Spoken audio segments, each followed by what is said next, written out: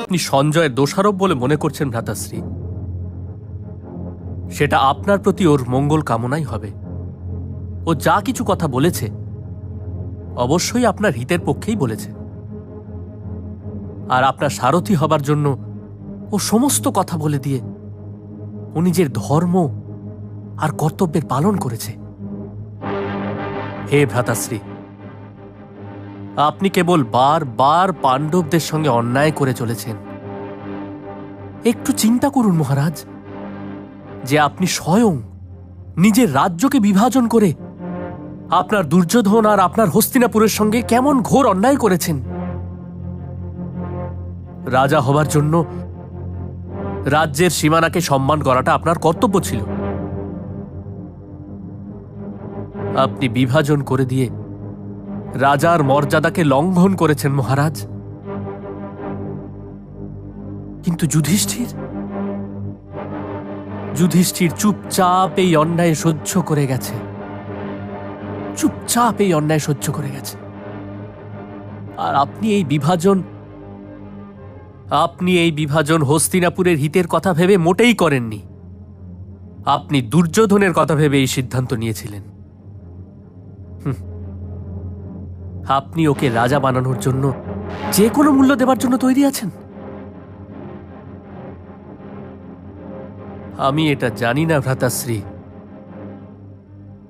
যে হস্তিনাপুর আপনাকে এই বিভাজনের অপরাধের জন্য কখনো কি ক্ষমা করতে পারবে নাকি পারবে না।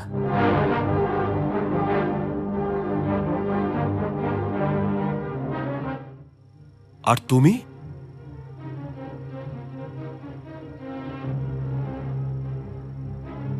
আমি তো আপনাকে কখনোই ক্ষমা করব না, কখনোই ক্ষমা করব না।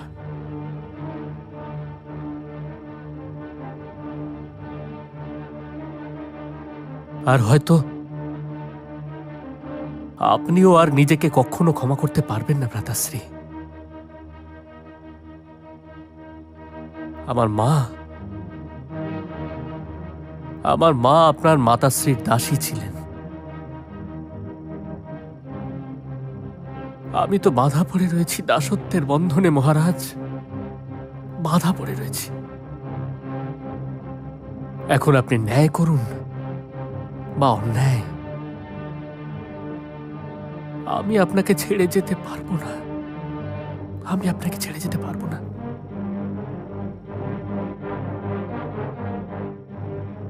বলতে থাকো।